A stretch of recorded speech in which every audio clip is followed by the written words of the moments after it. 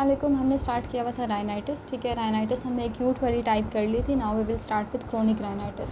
सबसे पहले हम देख लेते हैं जो हमें इसमें क्लासिफिकेशन बताई हुई है। हम नाम लिख लेते हैं क्रोनिक राइनाइटिस की कौन कौन सी टाइप्स हैं, उसके बाद हम एक एक को डिटेल में देखते हैं, ठीक है। सबसे पहले आपके पास टाइप है क्रोनिक सिंपल राइनाइटिस।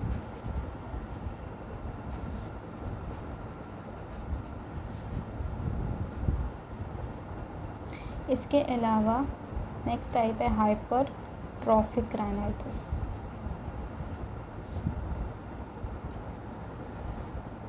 फिर है atrophic rhinitis, then rhinitis caeca. अच्छा, ये जो एट्रॉफिक राइनाइटिस है ना, इसको फर्दर प्राइमरी और सेकेंडरी में क्लासीफाई करते हैं, ठीक है। उसके बाद है राइनाइटिस सीका, राइनाइटिस कैसियोसा,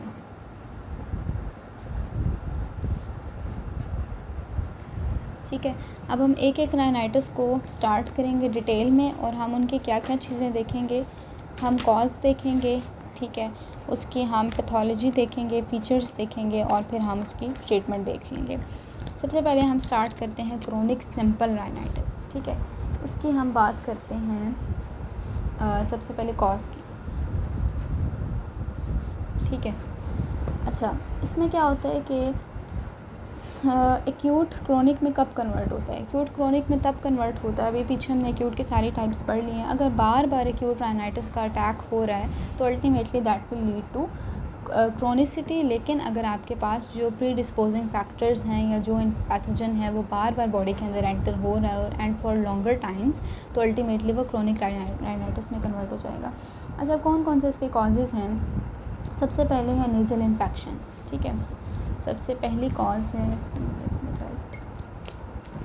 अच्छा, सबसे पहली कॉज है इसकी नेज़ल इन्फेक्शंस, ठीक है। नेज़ल इन्फेक्शंस कौन कौन से हो सकते हैं। ड्यू टू साइनसाइटिस हो सकता है, टॉन्सिलाइटिस हो सकता है, एडिनॉइड्स हो सकते हैं, मतलब वहाँ से पेनिट्रेट करके आ गया, नेज़ल म्यूकोसा को भी इन्वॉल्व कर लिया। दूसरा आपके पास कॉज हो सकती है डस्ट, स्मोक, ठीक है, या फिर सिगरेट स्मोक या स्नफिंग वगैरह जो होती है वो भी इसकी टाइप आ जाती है। तीसरी कैटेगरी है nasal obstruction due to deviated nasal septum, ठीक है। अगर आपका जो नेज़ल सेप्टम है, जो सेंटर वाला पोर्शन है, वो डेविएट हुआ है ड्यू टू एनी डिफॉर्मिटी, इधर इट्स कंजेनिटल और एनीथिंग एल्स, तो उसकी वजह से अगर नेज़ल ऑब्स्ट्रक्शन हो रही है तो भी क्रोनिक सिंपल राइनाइटिस हो सकता है। नेज़ल ऑब्स्ट्रक्शन आ जाएगी, ठीक है। उसके बाद जो अगली कॉज है दैट इज़ वेज़ोमोटर राइनाइटिस।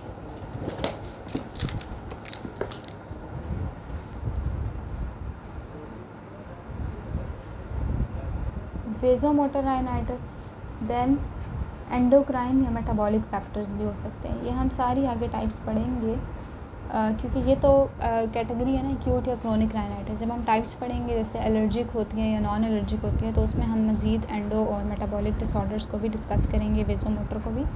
तो बस अभी आप ये देख लें कि कोई भी जो टाइप है राइनाइटिस की वो एक्यूट भी हो सकती है एंड क्रोनिक भी। अच्छा, इसमें क्या है, हाइपोथायरॉयडिज़म हो सकता है या फिर किसी ने कार्बोहाइड्रेट्स बहुत ज़्यादा ले ली हैं या कोई एक्सरसाइज नहीं कर रहा, तो इस सब के रिज़ल्ट में भी आपके पास हो सकता है।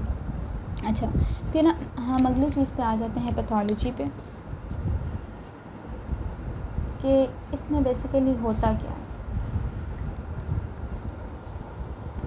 अच्छा, इसमें होता आपके पास क्या है कि hyperaemia and oedema of mucous membrane, यानी आपकी जो म्यूकस मेम्ब्रेन है उसके साथ दो चीज़ें हो रही हैं। एक तो उसमें हाइपरीमिया यानी कि ब्लड वेसल्स जो हैं उनकी पुलिंग हो रही है, ठीक है। और दूसरा क्या काम हो रहा है, रेडनेस आपको नज़र आएगी। और दूसरी क्या चीज़ है, एडीमा डेवलप हो रहा है, ठीक। साथ ही आपके पास जितने भी वहाँ पे ग्लैंड्स हैं, सीरस वाले या फिर म्यूकस वाले, तो सीरोम्यूसिनस ग्लैंड्स जो हैं उनकी हाइपरट्रॉफी हो जाएगी और आपके पास गॉबलेट सेल्स भी इंक्रीज़ हो जाएंगे। ब्लड साइनोसॉइड्स जो हैं वो डिस्टेंडेड हो जाएंगे यानी कि फूल जाएंगे, ठीक है, डायलेटेड हो जाएंगे। तो पैथोलॉजी में बस कुछ बातें आपने याद रखनी है। एक तो आपको ब्लड वेसल्स वहाँ पे पोलिंग हो रही है, हाइपरीमिया हो रहा है, रेडनेस हो रही है, एडीमा हो रहा है, ठीक है, और हाइपरट्रॉफी हो रही है जो भी ग्लैंड्स प्रेजेंट होंगे उधर, और गॉबलेट सेल्स काउंट भी ज़्यादा हो रहा है, ठीक है। इसके अलावा साइनोसॉइड्स भी डिस्टेंशन उनकी हो जाएगी। फिर हम आ जाते हैं फीचर्स के ऊपर कि क्या क्या आपको चीज़ें इसमें नज़र आएंगी। सबसे पहले है नेज़ल ऑब्स्ट्रक्शन, ठीक, नेज़ल ऑब्स्ट्रक्शन हो सकती है। दूसरा है नेज़ल डिस्चार्ज। अब जो डिस्चार्ज है वो म्यूकस वाला भी हो सकता है, म्यूकोपुरुलेंट भी हो सकता है, ठीक है, थिक हो सकता है, विस्कस हो सकता है और वो थ्रोट तक भी आपके जा सकता है। फिर आ जाते हैं तीसरी चीज़ हेडेक, ठीक है, कि जो टर्बिनेट्स हैं इसके अंदर जो हम टाइप पढ़ रहे हैं ना क्रोनिक सिंपल राइनाइटिस, ये प्रोग्रेस करती है, इसके कॉम्प्लिकेशन में हाइपरट्रॉफिक राइनाइटिस हो सकता है। तो उसकी वजह से हाइपरट्रॉफिक राइनाइटिस में जो टर्बिनेट्स होते हैं उनकी स्वेलिंग हो जाती है, हाइपरट्रॉफी हो जाती है। तो वो स्वोलन टर्बिनेट्स भी हम इसके क्लिनिकल फीचर में लिख सकते हैं, ठीक है। वो डिपेंड करता है कि वो कितना सवियर है, कि वो हाइपरट्रॉफी की स्टेज तक गया है या फिर नहीं किया। उसके बाद आ जाते हैं पोस्ट नेज़ल डिस्चार्ज, ठीक है, वो भी म्यूकोइड हो सकता है या फिर म्यूकोपुरुलेंट, और वो डिस्चार्ज आपको फेरेंजियल वॉल पे, पोस्ट नेज़ल का मतलब है कि नेज़ल कैविटी से पीछे जो एरिया है वहाँ पे भी नेज़ल डिस्चार्ज होगा, तो वो म्यूकोपुरुलेंट डिस्चार्ज भी हो सकता है, म्यूकोइड भी। उसके बाद आ जाते हैं ट्रीटमेंट पे। तो ट्रीटमेंट में हमने क्या करना है, साइनसेस को देखना है, ठीक है, टॉन्सिल्स को, एडिनॉइड्स को, एलर्जी को, मतलब जो भी उसके साथ एसोसिएटेड चीज़ है जहाँ पे इन्फ्लेमेशन है हमने उसको ठीक करना है, ठीक है। एनवायरनमेंट या वर्क कंडीशंस पे काम कर सकते हैं। फिर दूसरी चीज़ ये कि आपने नेज़ल इरिगेशन यानी नोज़ के अंदर अल्कलीन सोल्यूशन का स्प्रे करना है, ठीक है, ताकि जो भी अगर कोई विस्कस सिक्रीशन है वो क्लियर आउट हो जाए और इन्फेक्शन को भी ख़त्म किया जा सके। तीसरी चीज़ है नेज़ल डीकंजेस्टेंस, ठीक है, ताकि ऐसा फील होता है ना नाक बंद हो गई है, नेज़ल ऑब्स्ट्रक्शन हो गई है, तो उसको ख़त्म करने के लिए नेज़ल डीकंजेस्टेंट्स देते हैं और इससे वेंटिलेशन भी अच्छी होती है, ठीक है। फिर एक और बात उन्होंने बताई है कि जो नेज़ल ड्रॉप्स और स्प्रेज़ हैं वो यूज़ करें इसके लिए, लेकिन बहुत ज़्यादा उनका यूज़ नहीं करते बिकॉज़ उसकी वजह से राइनाइटिस मेडिकामेंटोज़ा हो जाता है। ये टर्म भी अभी हम देखेंगे क्या होती है। उसके बाद आ जाते हैं एंटीबायोटिक्स, ठीक है। तो ये सारा इसका ट्रीटमेंट है। ये हो गई हमारी first type, that is chronic simple rhinitis. अब अगली टाइप पे आ जाते हैं। अगली टाइप है हाइपरट्रॉफिक राइनाइटिस।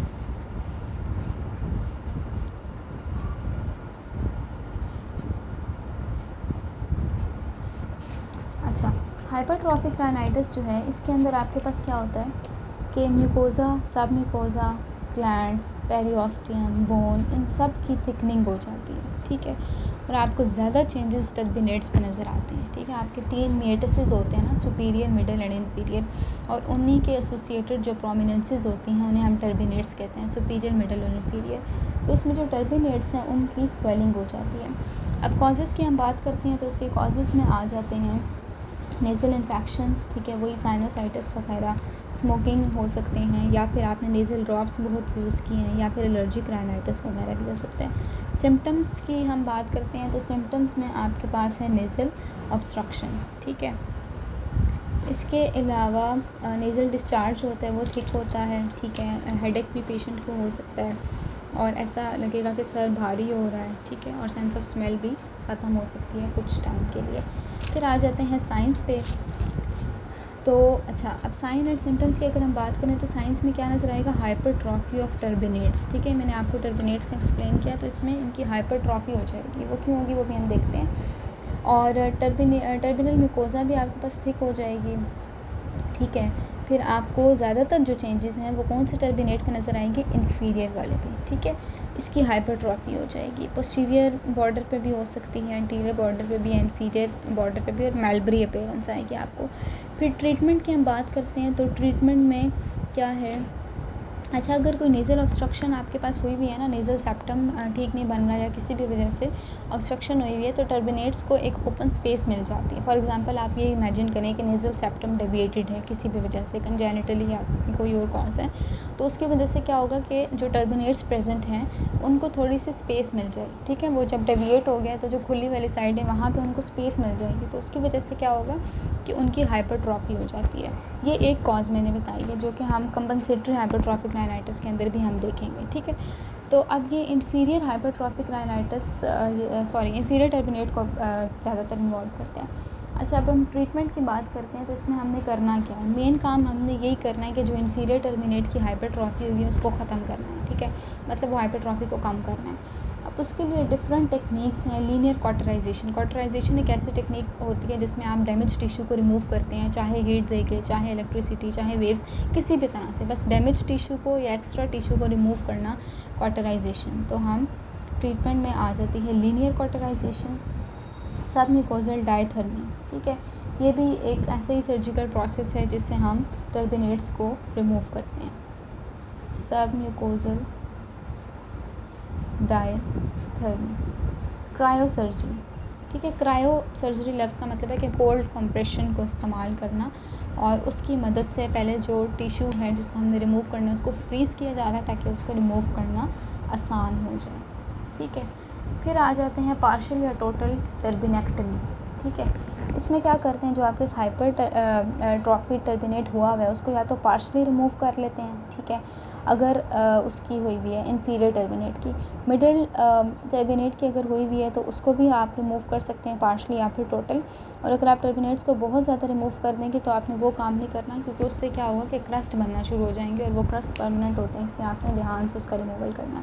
पाँचवीं चीज़ आ जाती है, अच्छा ये एक और प्रोसेस था, टर्बिनेक्टमी इसको हम कहते हैं। ठीक है, कि उस पोर्शन को ही पूरा काट के रिमूव कर देना। पांचवा है submucous resection of turbinate bone. ठीक है।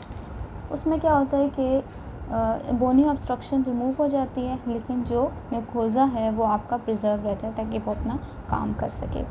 उसके बाद आ जाते हैं लेज़र। तो लेज़र भी हम इस्तेमाल कर सकते हैं टर्बिनेट्स को साइज़ को कम करने। ठीक है। जो बोनी प्रोमिनेंसेस हैं, टर्बिनेट्स हैं, उनकी हाइपरट्रॉफी हुई हुई है और उनको हमने आहिस्ता आहिस्ता कम करना है। फिर हम आ जाते हैं कंपनसेटरी हाइपरट्रॉफिक राइनाइटिस। ये एक टर्म है जो कि इसी की हेडिंग के अंदर लिखी हुई है, तो उसको हम डिस्कस कर लेते हैं। Compensatory hypertrophic rhinitis. अच्छा ये कब देखा जाता है, ये आपके पास वही मैंने भी आपको जो पीछे बात बताई है कि वो एक कॉज हो सकती है कि अगर नेज़ल सेप्टम आपका डिविएट कर गया तो इसमें होता है बेसिकली कंपनसेटरी हाइपरट्रॉफिक राइनाइटिस। ये होता है कि अगर सेप्टम आपका एक तरफ डेविएट किया हुआ तो जो खुली वाली साइड है वहाँ पे इन्फीरियर और मिडिल टर्बिनेट्स की हाइपरट्रॉफी हो जाती है। ठीक है। तो उससे क्या होता है, ताकि ड्राइंग और क्रस्टिंग वगैरह को प्रिवेंट किया जा सके, इसलिए वो स्पेस को फिल कर देते हैं टर्बिनेट्स। ठीक है। आगे चलते हैं अगले टाइप पे, दैट इज़ एट्रोफिक राइनाइटिस। ठीक है।